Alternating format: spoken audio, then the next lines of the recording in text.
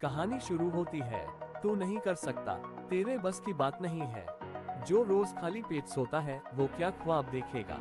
ये वो शब्द थे जो आरव रोज सुनता था। उसका घर शहर की सबसे तंग गली में था, जहाँ बारिश की हर बूंद छत से नहीं सीधे सीने पर गिरती थी।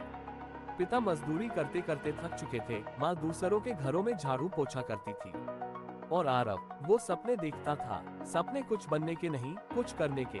कुछ ऐसा जिससे उसके घर की छत टपके नहीं, माँ के हाथों में झाड़ू नहीं किताब हो, और पिता के माथे पर पसीना नहीं मुस्कान हो।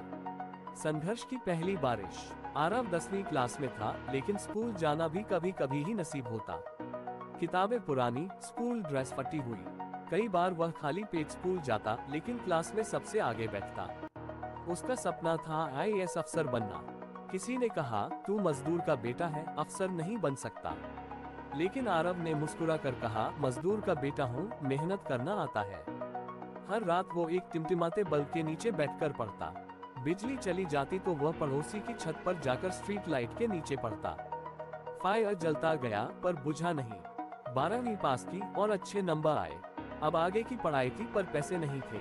माँ ने अपने गहने गिरवी रखे। आरव ने खुद ट्यूशन पढ़ाना शुरू किया। दिन में 3 बच्चों को पढ़ाता, रात में खुद पढ़ता। उसने यूपीएससी की तैयारी शुरू की। हर साल पेपर देता, हर बार थोड़ा आगे बढ़ता, लेकिन 3 बार फेल हुआ।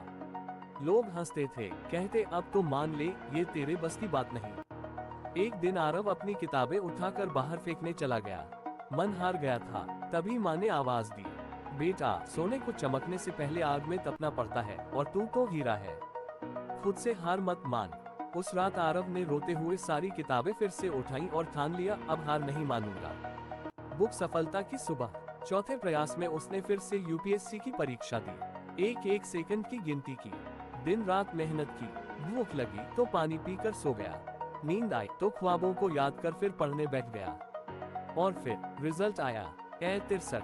पूरा मोहल्ला तालियों से गूंज उठा।